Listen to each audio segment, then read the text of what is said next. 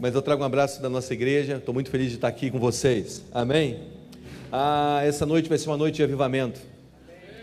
Eu creio que Deus tem algo preparado para nós aqui.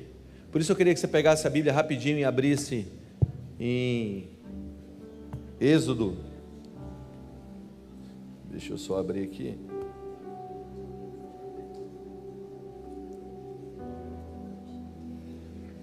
Ou melhor, Gênesis 22, vamos para Gênesis 22. Eu mudei as coisas quando eu cheguei aqui. Gênesis 22, versículo 1. Enquanto você está abrindo, eu quero que você escute isso. Meus pais se converteram quando eu era ainda criança, mas eu me lembro ainda nas missas católicas, quando eu era pequeno. Eu ia para as missas católicas, meu pai me levava para essas missas. Mas eu me lembro que quando os meus pais se converteram, estava começando um mover de Deus no Brasil, um mover do Espírito, um mover das comunidades, estavam começando no Brasil. E eu lembro eu sendo levado para esses movimentos das comunidades. O ginásio lá em Brasília, Nilson Nelson cheio, as pessoas sendo batizadas no Espírito Santo, a geração jovem tendo encontros com o Senhor. E meu pai era um fazendeiro. Então, o trabalho do meu pai era comprar, formar e vender fazenda. Esse era o trabalho do meu pai. E meu pai era católico, apostólico, romano, praticante. Eles casaram, mudaram para Brasília. Eles eram do interior de Goiás, mudaram para Brasília. Quando eles estavam morando ali, a minha mãe, meu pai viajava muito por causa das fazendas, então minha mãe ficava em casa. E aí ela chegou, ia para a janela e eu ficava ouvindo as canções de um apartamento que era ligado ao nosso, parede com parede. E era um grupo pequeno, uma célula que tinha naquele apartamento. E a família era uma família mais ou menos de 11 irmãos. E todos eles eram músicos, então eles se juntavam para fazer o culto doméstico. E nesse culto doméstico minha mãe ficava ouvindo ali aquelas músicas. E um dia ela bateu na porta da casa e disse: posso participar desse culto? E a irmã Marina, que já está com o Senhor, abriu a porta, uma irmã de oração, de uma igreja batista. E aí eles abriu a porta, minha mãe entrou e entregou a vida para Jesus ali. E ela orou pelo meu pai por volta de 1 ano, orando pelo meu pai, porque meu pai via o Senhor. Um dia meu pai chegou da fazenda, cansado, tomou um banho, sentou na sala de casa e literalmente ele teve um encontro sobrenatural com o Senhor. O Senhor encontrou ele. Uma luz entrou da janela, bateu no peito dele, ele caiu no chão e ele ouviu uma voz vindo daquela luz: o vento sopra onde quer, não sabe para onde vai nem para onde vem, assim todo aquele que é nascido do Espírito. E ele foi batizado do Espírito Santo e começou a falar em língua sem nunca ter ido na igreja. E aí ele foi para o quarto chorando, explicou para minha mãe, levantou lá para 5 da manhã, 4 da manhã, ele conseguiu levantar do chão, foi para o quarto chorando, disse: olha, eu tive um encontro com Jesus essa noite, me leva para a igreja. E ele foi para a igreja, era uma igreja batista tradicional. Primeiro culto, ele levanta a mão, começa a falar em línguas. O pastor virou para ele: você não pode fazer esse negócio aqui. E ele é expulso do primeiro culto que ele vai.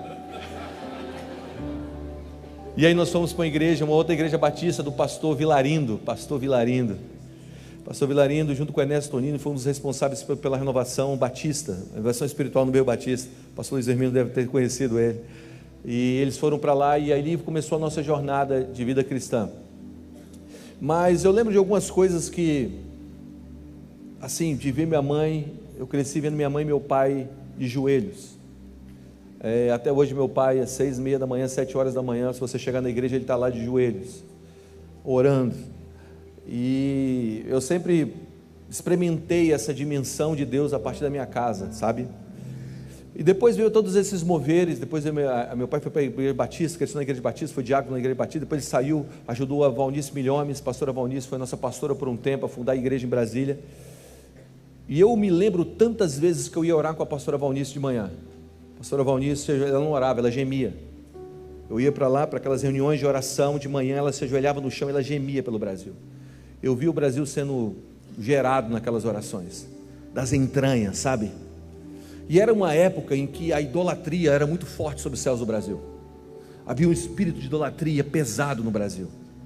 E eu me lembro tantas vezes ela falando: o Senhor vai limpar os céus com adoração. A terra Ele vai conquistar através de grupos pequenos, mas os céus vai ser através de adoração. Eu cansei de ir para lá, para o Congresso Nacional, junto com ela e junto com outra pastora, que foi minha pastora também, a pastora Raquel, que era líder de intercessão dela. Pensa numa mulher arretada, era ela, arretada, até hoje é uma intercessora minha. E eu me lembro de eu ir para 40 dias de jejum em frente ao Congresso Nacional, orando e adorando.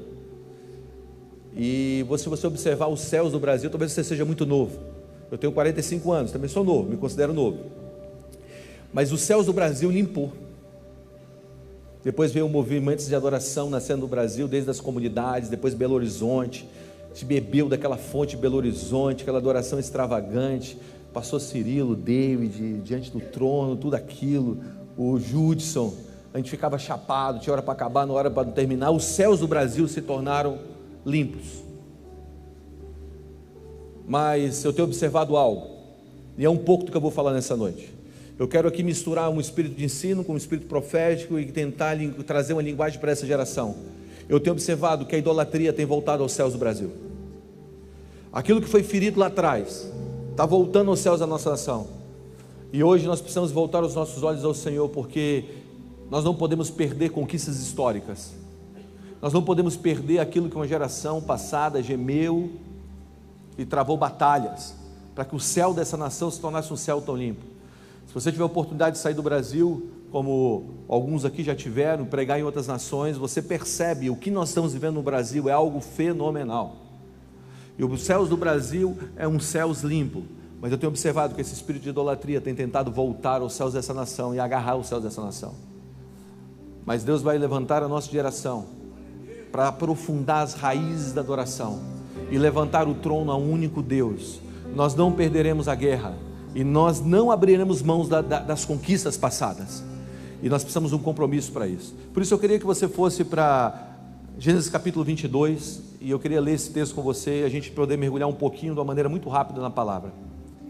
Diz assim, versículo 1: depois dessas coisas, pôs Abraão à prova, e Deus, ele disse: Abraão, ele respondeu: eis-me aqui. Acrescentou Deus: toma o teu filho, teu único filho Isaque, a quem amas, vai à terra de Moriá e oferece um holocausto perante os montes que eu te mostrarei, no monte que eu te mostrarei. Levantou-se, pois, Abraão de madrugada, e tendo preparado o seu jumento, tomou consigo 2 dos seus servos e a Isaque, seu filho, rachou lenha para o holocausto e foi para o lugar que Deus lhe havia indicado. Ao terceiro dia, erguendo Abraão os olhos, viu o lugar de longe. Então disse aos seus servos: esperai aqui com o jumento, e eu e o rapaz iremos até lá, e havendo adorado, voltaremos junto de vós. Tomou Abraão a lenha do holocausto e colocou sobre Isaque seu filho. Ele, porém, levava nas mãos o fogo e o cutelo. Isaque, seu filho, assim caminhavam ambos juntos. Quando Isaque disse a Abraão, ao seu pai: meu pai, respondeu Abraão: eis-me aqui, meu filho. Perguntou Isaque: eis o fogo e a lenha, mas onde está o cordeiro para o holocausto? Respondeu Abraão: Deus proverá para si, meu filho, o cordeiro para o holocausto. E em seguida ambos juntos caminharam. Chegaram ao lugar aonde Deus havia designado, e ali edificou Abraão um altar, sobre ele pôs a lenha, amarrou Isaque, seu filho, deitou no altar em cima da lenha, e estendeu as mãos, tomando o cutelo para imolar o seu filho. Mas do céu lhe bradou o anjo do Senhor e disse: Abraão, Abraão. Ele respondeu: eis-me aqui. Então disse aquela voz: não estenda as mãos sobre o rapaz, e nada lhe faças, pois agora sei que temes a Deus, porque quanto não me negastes o teu filho, o teu único filho. Tendo Abraão erguido os seus olhos, viu atrás de si um carneiro preso pelos chifres entre os arbustos. Tomou Abraão um carneiro e ofereceu um holocausto em lugar do seu filho. E pôs Abraão o nome daquele lugar: o Senhor proverá. Agora, pega a Bíblia também e abra comigo em Êxodo 33. Êxodo 33.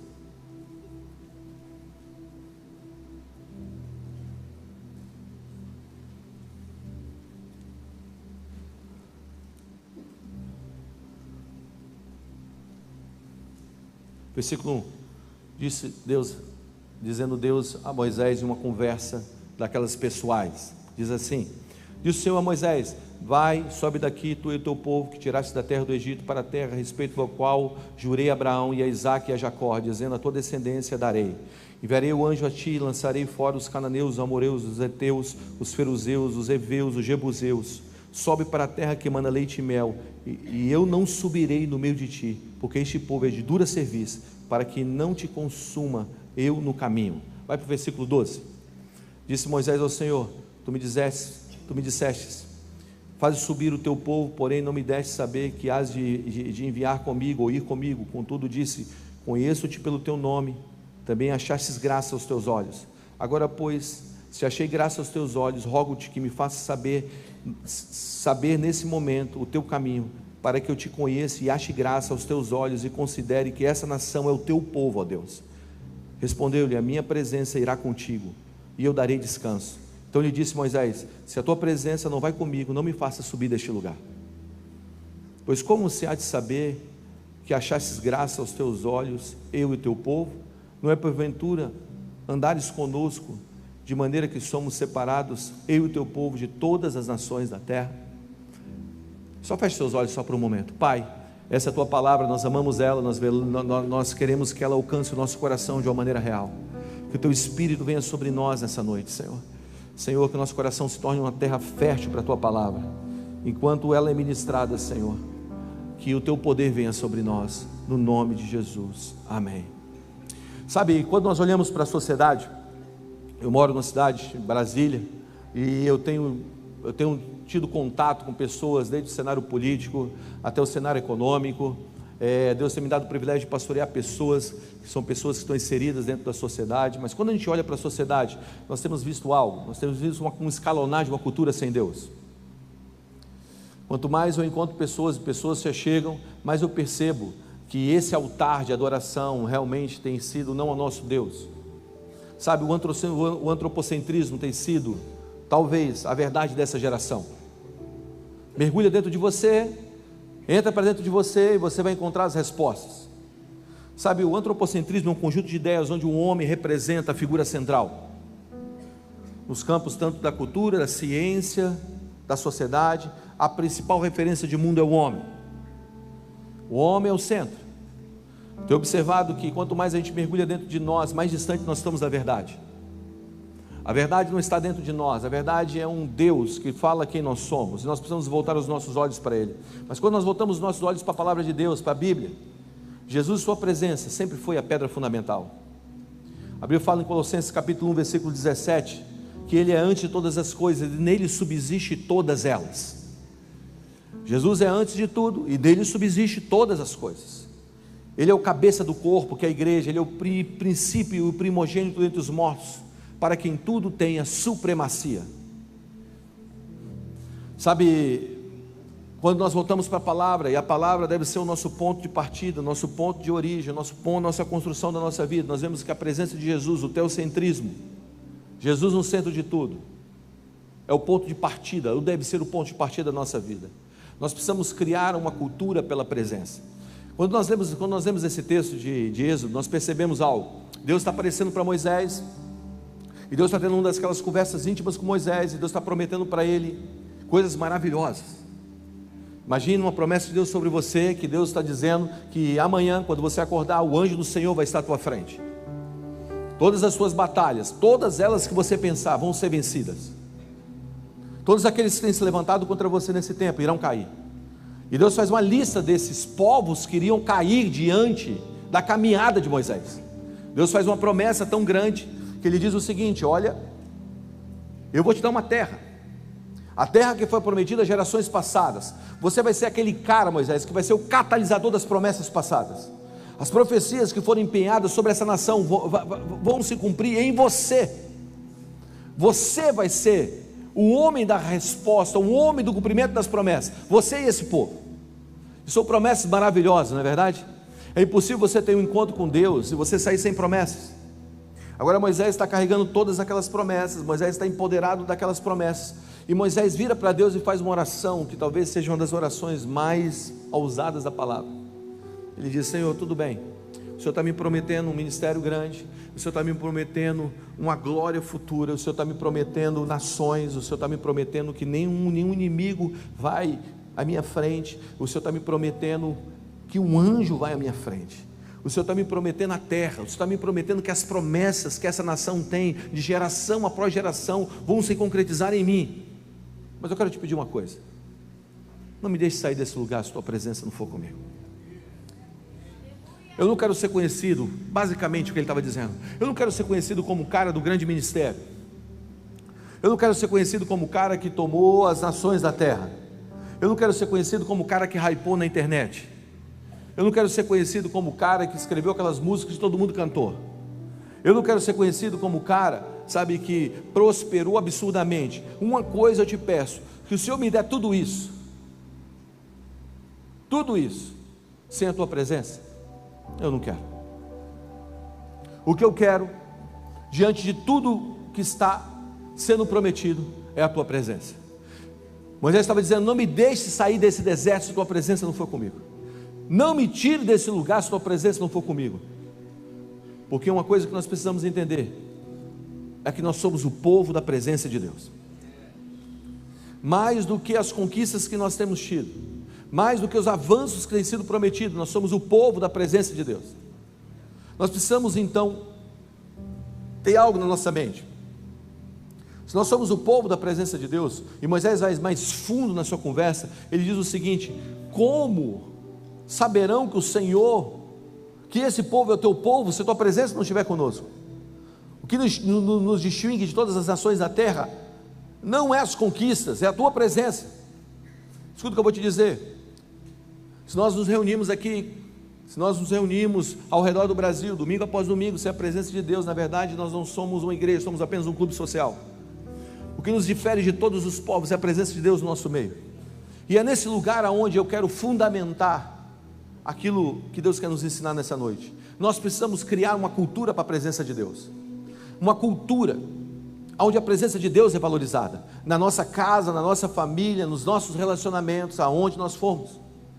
Porque você pode fazer uma boa família sem Deus, você pode até fazer ministério sem Deus, eu vou te mostrar. Você pode ser um bom cidadão sem Deus, sem a presença de Deus.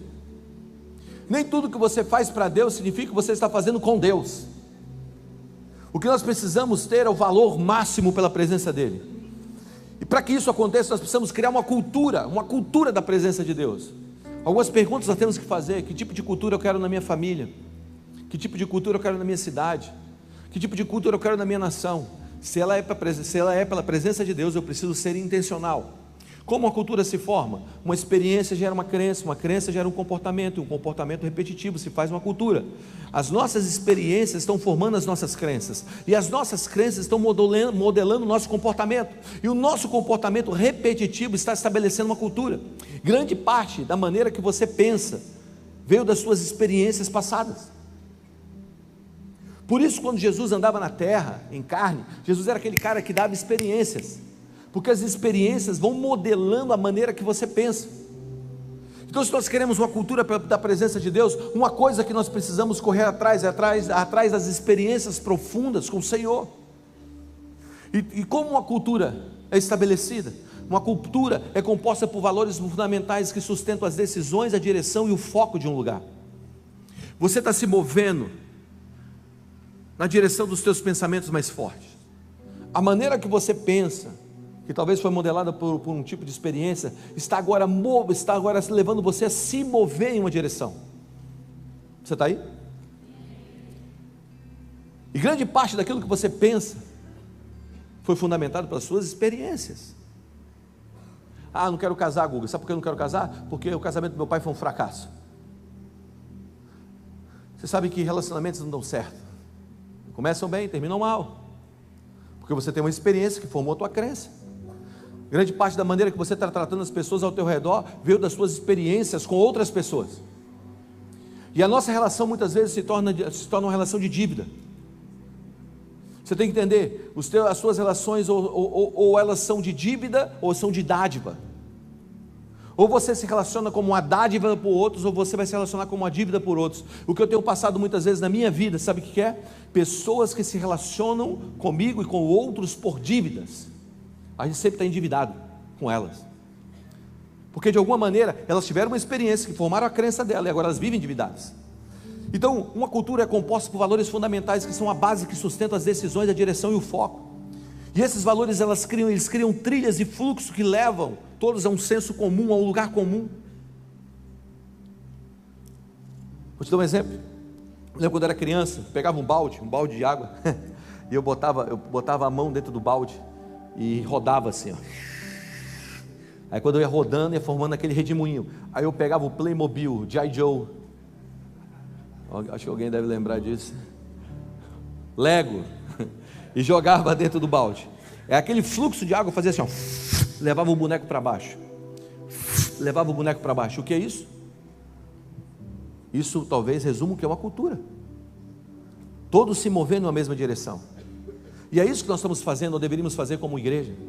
Criarmos um lugar para a presença de Deus, onde Deus é adorado, onde Deus é lembrado, onde Deus é celebrado, onde Deus é ensinado, porque nós somos o povo da presença de Deus, e nós devemos ter a cultura da presença de Deus. Sabe, quando as pessoas entram daquelas portas para dentro, em nossas congregações, elas são arremessadas diretamente à presença de Jesus, onde o medo, a doença, o pânico, a ansiedade saem,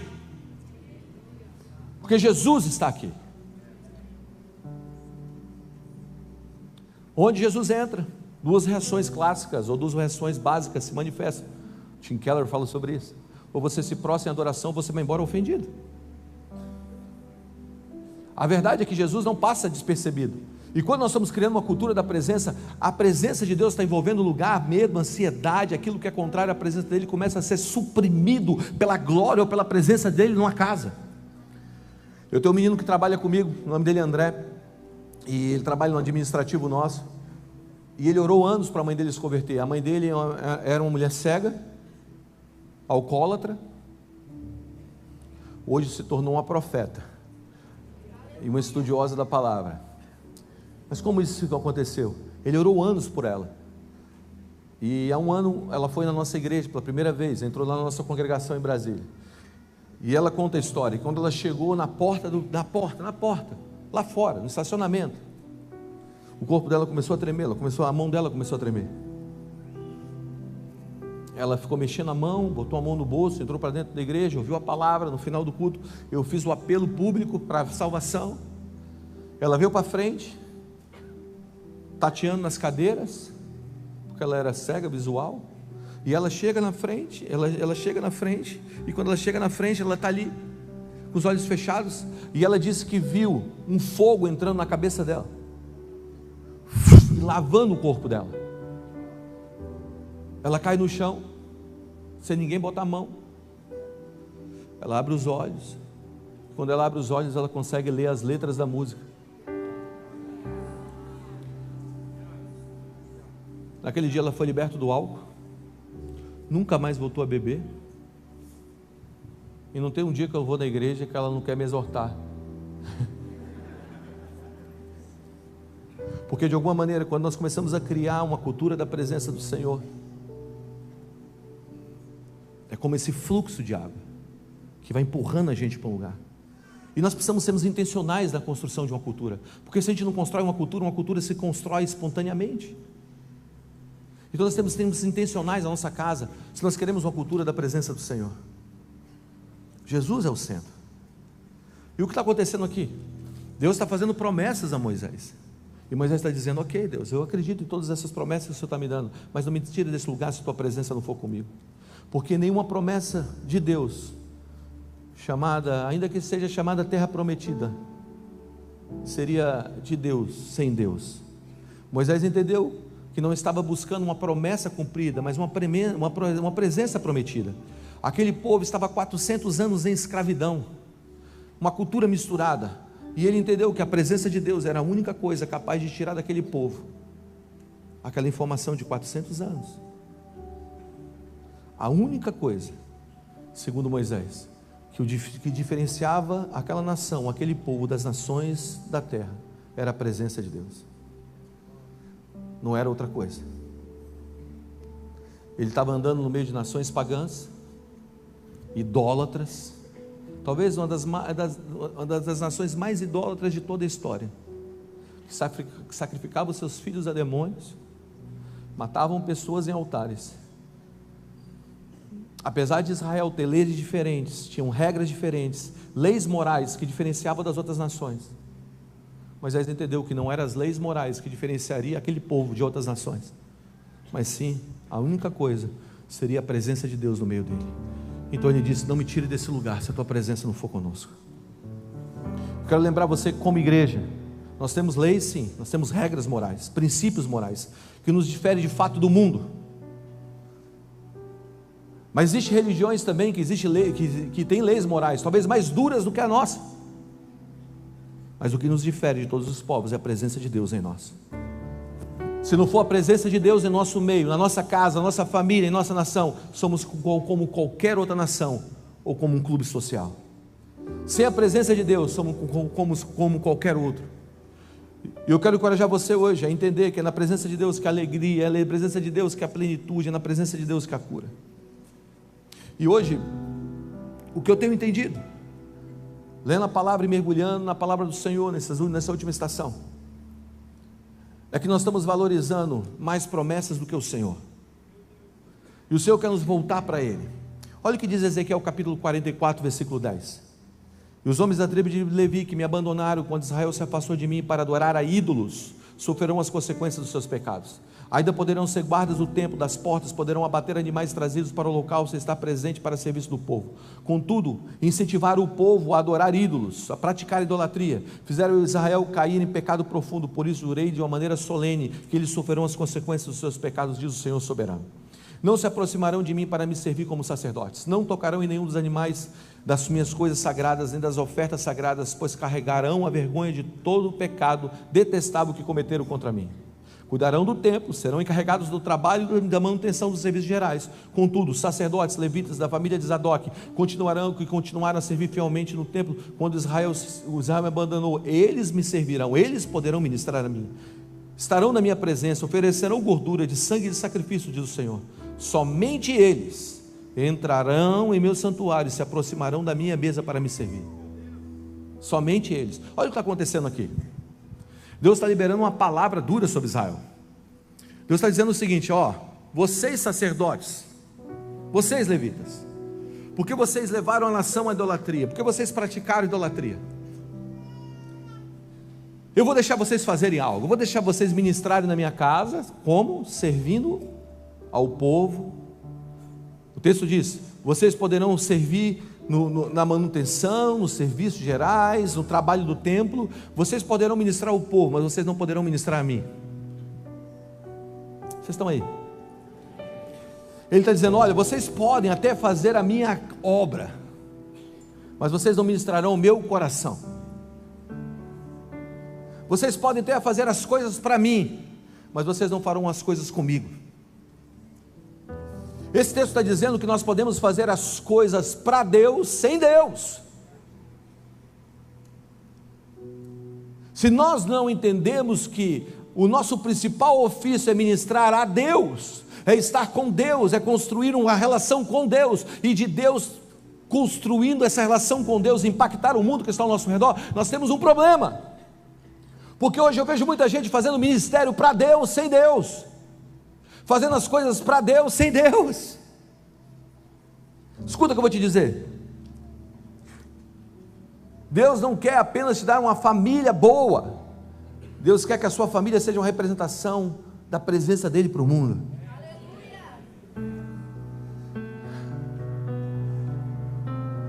Você sabe que os sacerdotes no Antigo Testamento, essa linhagem sacerdotal vinda de Arão, ela tinha alguns ofícios, mas o principal ofício era estar diante de Deus. O sacerdote no Antigo Testamento, ele tinha como chamado ministrar a Deus. Você volta para Êxodo capítulo 19, Deus vira para Moisés e fala: diga ao povo que eles são nação santa, sacerdócio real, povo de propriedade exclusiva minha. Ele está dizendo: toda essa nação chamada Israel, todo esse povo, eles são sacerdotes. Eu não quero escolher uma família, eu quero que todos entendam que todos eles têm direito à minha presença, todos eles têm direito a ministrar a mim, a estar comigo. Êxodo capítulo 20, você vê Deus descendo sobre um monte, o povo tremendo. Aí eles viram para Moisés e falam assim: não, nós não queremos ir, sobe você em nosso lugar. Moisés sobe, desce com a lei. Eles estão abrindo mão do seu ofício sacerdotal de ministrar ao Senhor. Escute algo: todas as vezes que nós abrimos mão do nosso ofício sacerdotal, porque todos nós aqui somos sacerdotes, todos nós aqui fomos chamados para ministrar ao Senhor, mas todas as vezes que nós abrimos mãos disso, onde há muita regra, há pouco relacionamento. Onde há muito relacionamento, você acaba tendo pouca regra, porque é o teu amor que começa a modelar as coisas, sabe? Teu amor à palavra começa a modelar as coisas, o amor vai te direcionando. Segundo, se você vê em lugares muito religiosos, é porque tem pouco relacionamento. Então o que está acontecendo aqui, Deus está dizendo: olha, vocês podem fazer tudo, mas vocês não vão ministrar a mim. E escuta o que eu vou te dizer: tudo que é feito fora da presença de Deus tem um grande potencial de se tornar um ídolo. Vou repetir: tudo que é feito fora da presença de Deus tem um grande potencial de se tornar um ídolo. Você pode dizer: eu estou fazendo uma bela família. Está na presença de Deus, sua família vai se tornar um ídolo. Eu estou fazendo um ministério, você não está vendo, eu estou alcançando nações. Está na presença de Deus? Amém. Fora dela, vai se tornar um ídolo. Tudo que é feito fora da presença de Deus tem um grande potencial de se tornar um ídolo. A principal característica do ser humano é que ele é um ser que busca algo a ser adorado. Ele é um ser espiritualmente religioso. O coração do homem não é uma bomba de sangue. O coração do homem é o centro das afeições humanas, da devoção humana. Ele aponta para Deus ou para outros deuses. Nós fomos chamados para adorar. O apóstolo Paulo fala em Romanos capítulo 1 que nós trocamos a imagem do Deus invisível por figura humana. Nós somos criaturas, o nosso design, o nosso desígnio é adorar. Então, quando colocamos outro objeto de adoração que não seja o Senhor Jesus, isso se chama ídolo.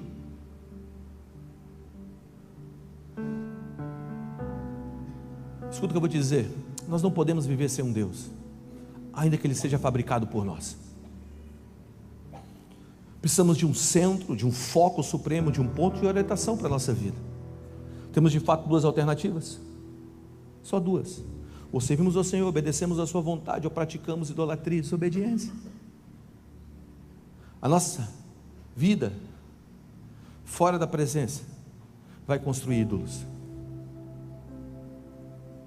Por isso, olha o que eu vou te dizer: quando Deus tirou o povo do Egito, o objetivo principal de Deus não era levar uma terra. Quer que eu te prove? Deus disse para Moisés: vá diante do faraó e diga para ele: deixa meu povo ir para o quê? Diga: me adorar no deserto. O objetivo de Deus era levar para um encontro, para depois chegar numa promessa, porque todas as vezes que você chega numa promessa sem um encontro, a promessa se torna mais valiosa do que aquele que te prometeu. Então Deus sempre vai trazer um encontro antes de uma promessa. Sempre é uma expressão de adoração, um altar erguido antes de uma promessa cumprida. Sempre é Deus, sempre é Deus. Então é lindo nós temos um chamado como nação. É lindo nós estamos vivendo o que nós estamos vivendo como Brasil. É lindo nós vemos nossos cultos cheios, mas o foco continua sendo Deus. Deus prometeu para Abraão um filho, e Deus deu esse filho para Abraão. Mas um dia Deus pediu esse filho a Abraão. Sabe por quê? Toda aceleração que você vai viver na sua vida no futuro, antes, Deus vai pedir um altar. Antes de Deus acelerar a tua história, Deus vai pedir um altar. Você consagra, você sacrifica, você se doa e algo acontece depois disso. A verdade é que o ser humano, ele tem três relações básicas. Todo homem tem três relações básicas: a relação com Deus, a relação com os outros e a relação com a realidade. Lá isso em Gênesis nós chamamos isso de pacto espiritual, pacto social e pacto cultural ou mandato social. Muitas vezes nós temos a tendência de acreditar que quando nós quebramos a nossa relação com Deus, isso não vai afetar a nossa relação com os outros e muito menos com a realidade. Mas a verdade é que quando nós quebramos uma relação com Deus, nós estamos já afetados, a nossa visão com o nosso irmão já está afetada. Deixa eu tentar explicar isso de uma maneira. Você está vendo essa aliança aqui? Tem 20 anos que está no meu dedo. Eu sei que está há quantos anos já, pastor Luiz? 37. Vou chegar lá. Eu honro muito isso, gente. Vamos dar um aplauso ao Senhor pela vida dos seus pastores. Quando eu casei, eu botei essa aliança no meu dedo e eu fui para a lua de mel. Eu casei virgem. Então, você sabe. Só que na lua de mel eu estava mergulhando, e essa aliança saiu eu era mais magrinho, né? Essa aliança saiu do meu dedo e caiu na água. E a Mara estava rindo, fechou a cara: como é que você perde a aliança do lua de mel? Eu já pensei na noite. Aí eu falei: não, vou achar. E comecei a mergulhar atrás da aliança. Mergulhando atrás da aliança, eu saía da água, ela olhava para mim, e aí eu só respirava e voltava. Depois de umas 8 dessa, eu já estava orando: Senhor, me ajuda, Senhor. Tinha um cara chamado Rodrigo, eu nunca mais vi ele, só sei que o nome dele é Rodrigo, e todas as vezes que eu conto essa história eu oro por ele. Deus abençoe Rodrigo. E Rodrigo pulou na água e achou minha aliança nos corais lá embaixo, e ele sai da água. Eu peguei a aliança, aí a Mara, não, me dá aqui, senão você vai perder de novo, deixa eu botar na minha corrente. Eu, calma. Eu botei a aliança nesse dedo, e tinha uma aliança que eu tinha nesse dedo, que eu tinha feito com Jesus. Eu tirei essa aliança desse dedo e coloquei nesse. Todas as vezes que eu puxava a minha aliança, a aliança que eu fiz com Jesus, segurava a minha aliança. E o Senhor me disse, uma aliança comigo sustenta todas na terra.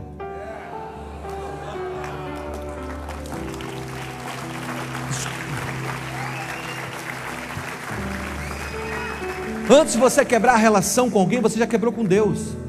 Antes de você quebrar a relação de Deus com a realidade, você já quebrou a sua relação com Deus. Por isso a nossa relação com Deus irá reorganizar a relação com os outros e a relação com o mundo. Então, se eu tenho uma relação com um Deus verdadeiro, o meu estilo de vida será verdadeiro na relação com os meus irmãos e com o mundo. A W. Tozer diz o seguinte: a primeira coisa que vem à sua mente quando você pensa sobre Deus é a coisa mais importante a seu respeito. O que significa que a imagem de Deus em você já está afetando tudo que é à tua volta, inclusive a visão para com os outros. Então, se eu me relaciono com um Deus falso, se eu me relaciono de uma maneira idólatra, isso já está afetando o mundo. Vou te dar um exemplo. Você vem para a igreja, e você vem para a igreja igual a música do Danoninho, me dá. Eu não estou dizendo que Deus não tem prazer em dar as coisas para a gente, mas a gente relaciona com Deus apenas como um Deus de consumo. Nós viemos para consumir. Se eu relaciono com Deus apenas como um consumidor, como eu vou me relacionar com os meus irmãos? Consumindo eles até o ponto que eles não tenham mais nada para me dar, e depois eu dou um pé na bunda. Porque a tua relação com Deus vai definir a tua relação com os outros. Se o nosso coração é idólatra, a nossa relação vai ser idólatra com o mundo. Deixa eu tentar explicar isso de uma maneira mais clara. Pensa que isso aqui é um ídolo, uma imagem. Essa imagem, ela é considerada um Deus em si, ou a representação de uma entidade? É de comum acordo, eu acho, que ela não é um Deus em si, mas ela representa algo, ok? Então essa imagem é a representação de uma entidade, mas ela não é um Deus em si, mas ela representa um Deus com letra minúscula. E aonde essa imagem entra, a devoção, a atmosfera de devoção é ativada. Então as pessoas começam a se prostrar, a jogar oferendas, porque aquela imagem representa uma entidade. Está comigo? Agora, você foi feito a imagem de quem? De quem? Você é Deus, mas você representa quem? Então aonde você entra, o que deveria acontecer, se você tem um coração adorador, é provocar uma atmosfera ao teu redor, e que as pessoas começam a reconhecer esse Deus na nossa vida, porque nós somos a representação desse Deus, a imagem desse Deus. Mas se o nosso coração é idólatra, se o nosso coração tem ídolos fabricados por nós, a imagem que nós estamos gerando ao mundo é uma imagem errada. Alguém disse que o coração do homem é uma fábrica de ídolos. E o que eu quero fazer hoje aqui, eu quero ver nossos ídolos morrerem. No início dessa conferência me deram logo a primeira noite. Eu quero ver os ídolos caírem do nosso coração, porque esse espírito de idolatria não vai voltar sobre os céus dessa nação.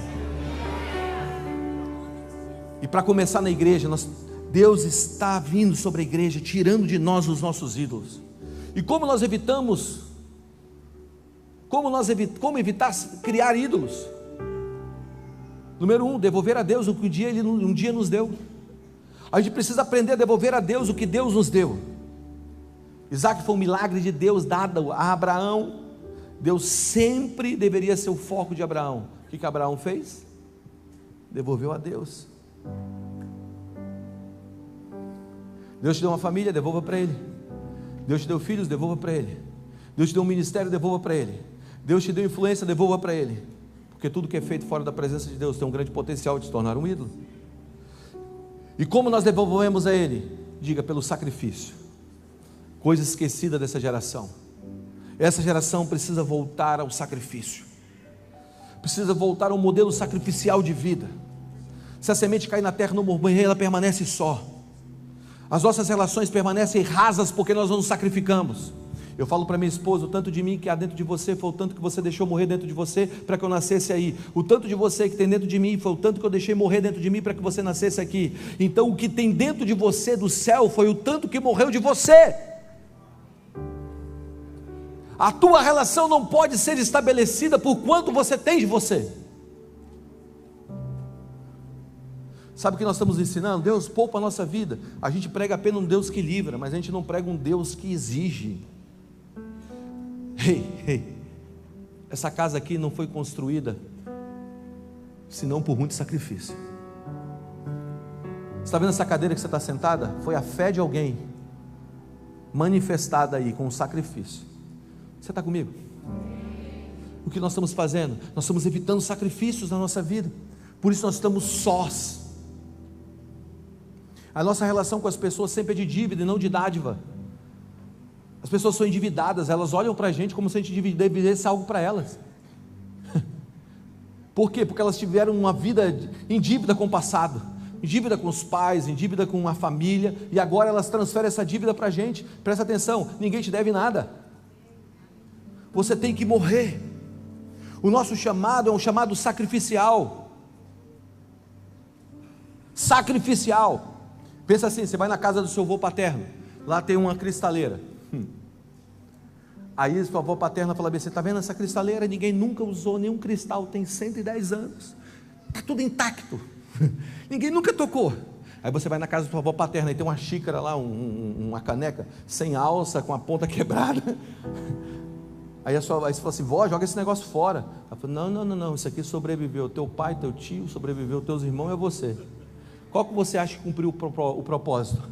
A cristaleira ou a caneca?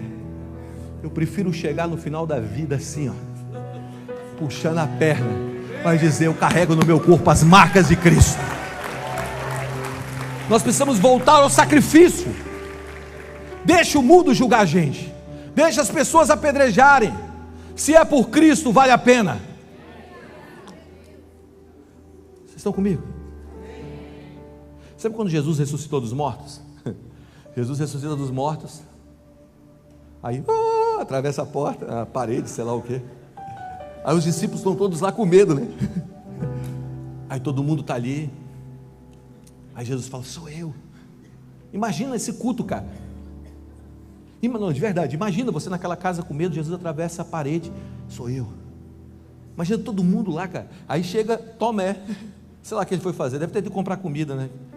Sei lá. O que a gente faz depois daqui? Come. O que a gente fez antes? Come.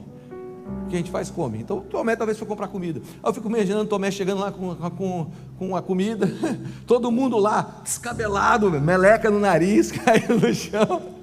O que está rolando aqui? Foi Jesus, cara. Jesus apareceu. Não acredito. Não acredito. Só acredito se eu ver e tocar nas chagas. Dias depois Jesus aparece para ele e Jesus fala: pode tocar. Tocar onde? Nas marcas, nas chagas. O que tinha no corpo glorificado de Jesus? As marcas do sacrifício. Talvez a única coisa que suba para o céu seja as marcas do sacrifício em nossos corpos. Você quer subir com marca ou sem marca? Se sacrifique, devolva a Ele aquilo que um dia Ele te deu. Restaure o altar da adoração. Segunda coisa é fazendo Jesus o centro. Você precisa fazer Jesus o centro e sua presença também. Mateus capítulo 6, versículo 33 diz: busque em primeiro lugar o seu reino e sua justiça, as demais coisas serão acrescentadas. Provérbios capítulo 3, versículo, ou melhor, Salmo 105, versículo 4 diz: recorram ao Senhor e o seu poder, busque sempre a sua presença. E Provérbios capítulo 3, versículo 6 diz: lembre-se de colocar Deus em primeiro lugar. Lembre-se de colocar Deus em primeiro lugar. Aí deixaremos de ser ministro do povo e nos tornaremos ministros da presença. Você está aí? A gente já tem muito ministro do povo, a gente precisa de ministro da presença.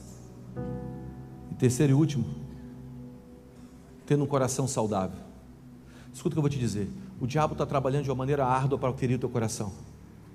Um profeta de coração ferido se torna uma tragédia. Você sabe que a ferida transforma o discernimento em suspeita. Um homem ferido sempre está suspeitando, não está mais discernindo, porque o coração foi ferido. Talvez uma das grandes missões de um líder hoje é permanecer com o coração saudável. É uma luta para permanecer com o coração saudável. Está todo mundo te atirando pedra, todo mundo te acusando, você está debaixo de batalha, mas Salmo 119, versículo 112 diz: inclina teu coração ao Senhor. Eu inclinei o meu coração ao Senhor para guardar os estatutos, não apenas de um tempo, mas para sempre. Quando nós estamos com o nosso coração inclinado, você sabe qual é a expressão no coração inclinado? Gratidão. Inclinar na Bíblia fala de adoração. Quando você inclina o teu coração, você vive em gratidão. Você precisa agradecer. E não é agradecer só pelas coisas que estão funcionando. A Bíblia diz que tudo coopera, diga tudo. Tudo não é algumas coisas, é tudo. Eu não estou dizendo para você agradecer pelas coisas que o diabo está querendo fazer, mas eu estou dizendo para agradecer pela história de Deus que tem no meio da história que o diabo quer contar, porque a gratidão te conecta à história que Deus quer contar. Vou repetir isso. A gratidão te conecta à história que Deus quer contar no meio da história que você está vivendo. Um dia trouxeram 5 pães e 2 peixes para Jesus. 5 pães e 2 peixes alimentam 5.000 pessoas. O que Jesus fez?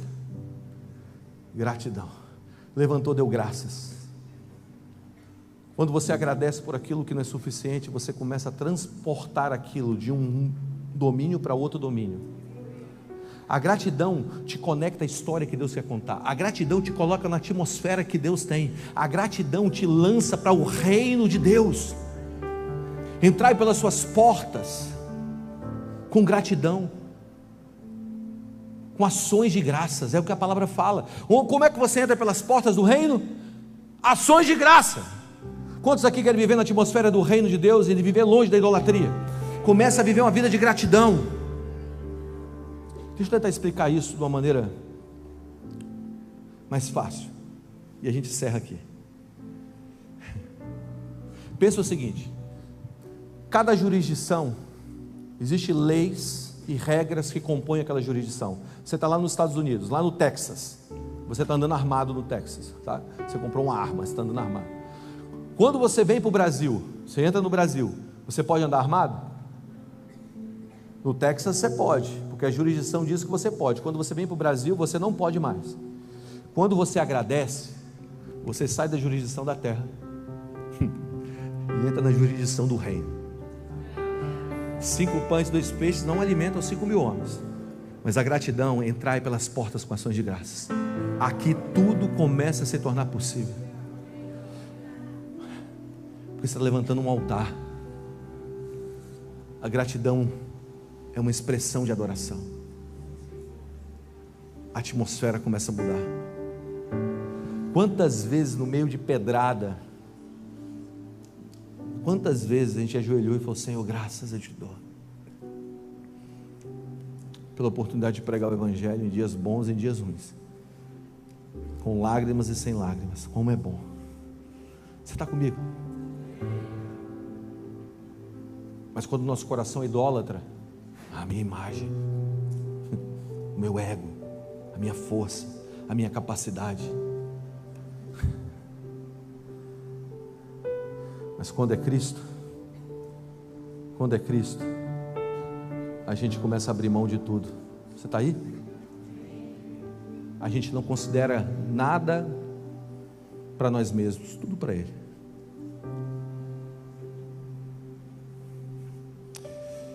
Eu encerro com Filipenses capítulo 3, versículo 8. Sim, deveras considero tudo como perda por causa da sublimidade do conhecimento de Cristo Jesus, meu Senhor. Por amor ao qual perdi todas as coisas, as considero como refúgio para ganhar Cristo e ser achado nele, não tendo justiça própria que procede da lei, senão que é mediante a fé em Cristo, a justiça que procede de Deus, baseada na fé. Nós precisamos matar os nossos ídolos, ainda que seja a gente mesmo. A gente precisa tirar os ídolos do nosso coração. Nessa noite, diante de tudo que Deus vai derramar, o seu dinheiro não pode ser seu ídolo, a tua fama não pode ser o teu Deus, a tua glória não pode ser teu Deus, a tua boa família que você fez não pode ser o seu Deus. Nós temos que ser o povo da presença de Deus. Senhor, não me tire desse lugar se tua presença não for comigo. Eu não quero nada, só a tua presença. Consuma a minha vida com desejo por ela. Você está aí? E eu quero convidar você a matar os ídolos hoje, a tirar do teu coração os deuses. Talvez o teu Deus, certamente, é aquele que rege a tua vida, aquele que controla as suas afeições, controla os seus sentimentos. Talvez até as tuas feridas se tornaram teu Deus. Você se move por eles. Eu me lembro que eu estava numa reunião como essa há uns anos atrás, há um ano atrás, estava pregando, e no meio da reunião o Senhor mandou começar a assobiar. Aí eu estou pregando e o Senhor começa a assobiar. Aí eu, assobiar? Eu pensando comigo, né? Eu brigando, a minha alma brigando com o meu espírito. Assobiar, minha mente racional, porque eu sou um cara mais racional. Eu brigando comigo. Aí o Senhor começa a assobiar. Eu comecei a assobiar na reunião. E o assobio era mais ou menos assim, ó. Eu parei de pregar e comecei a assobiar. Aí todo mundo estava com a cara de ué, igual vocês estão para mim, ué, que está rolando, né? E eu fiquei assobiando por 1 minuto. 1 minuto assobiando numa reunião. Sabe, 1 minuto é relativo. 1 minuto vendo o Flamengo jogar é maravilhoso.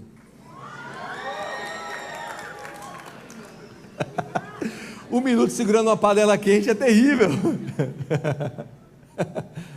E eu fiquei assobiando, e no meio dos assobios, eu falei, Senhor, só tem que me falar o que é esse negócio aí, porque está ficando ruim. Aí o Senhor me falou bem assim, tem uma menina aqui, ela vem na igreja todas as vezes, mas ela perdeu o pai quando ela tinha a primeira idade dela, os primeiros 6 anos, e o pai chamava ela com assobio, e esse é o assobio. Fala para ela que eu estou assobiando para ela hoje. E eu disse, ó, contei essa história e falei, Jesus está assobiando para você, porque as tuas feridas se tornaram o teu ídolo, está te controlando desde sempre. Quem é você? Uma menina levantou a mão chorando do meu lado esquerdo, veio para frente, a presença de Jesus veio sobre ela, o altar da ferida foi quebrado, de Jesus foi centralizado. Você está aí? Tudo que a gente precisa é de um altar, e ele vai vir. Hoje Deus quer tirar os ídolos do nosso coração.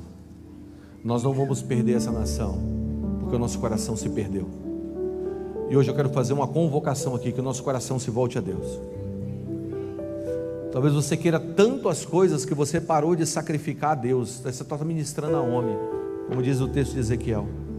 É hora de nós voltarmos ao Senhor. Se coloque em pé. Se você sente que você tem um ídolo no coração e você quer deixá-lo no altar, eu quero que você saia do seu lugar, venha aqui para frente. Talvez você não consiga chegar aqui, você vai ajoelhando nos corredores, mas hoje é o dia de nós deixarmos os ídolos para trás. Pode vir, vem se ajoelhar aqui na frente.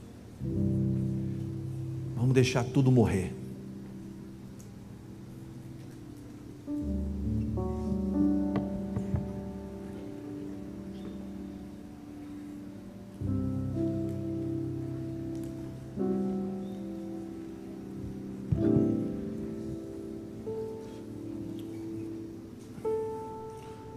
Para nós sermos uma nação adoradora, nós precisamos de um homem, um indivíduo adorador.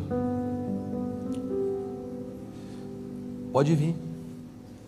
Talvez o seu ídolo seja tua faculdade, cara, teu intelecto, teu chamado. Diga, Senhor, se tua presença não for comigo, não quero. Não quero.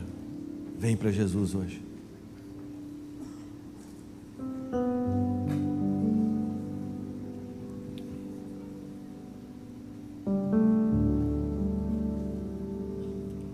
Onde você está, coloca a mão no seu coração.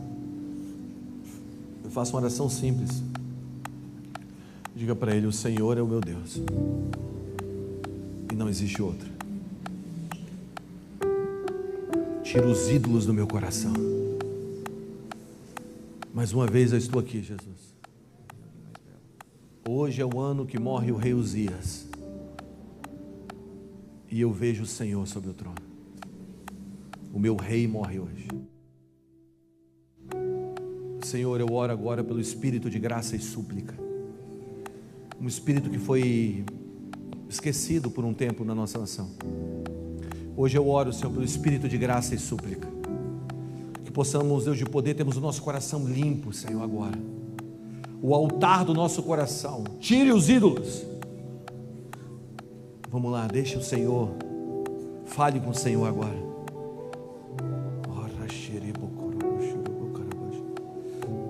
Senhor, limpa o nosso coração. Nós estamos sendo sinceros contigo. O nosso coração está distante, está machucado. Nós colocamos outras coisas em primeiro lugar, mas hoje vem sobre nós, espírito de graça e súplica. Senhor, eu sei que o mal de todo Israel nos tempos passados foi idolatria. Nós não queremos andar nesse caminho. Nós queremos o Senhor hoje. Queremos um coração adorador, Senhor. Por isso, limpa agora o nosso coração. Recebe agora o espírito de graça e súplica. Onde você está, receba agora, no nome de Jesus. Vem, Espírito Santo. Vem, Espírito Santo.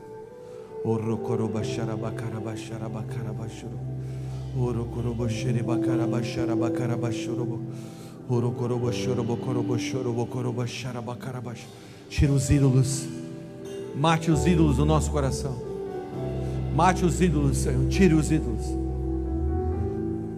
Toda idolatria, tira do nosso coração agora.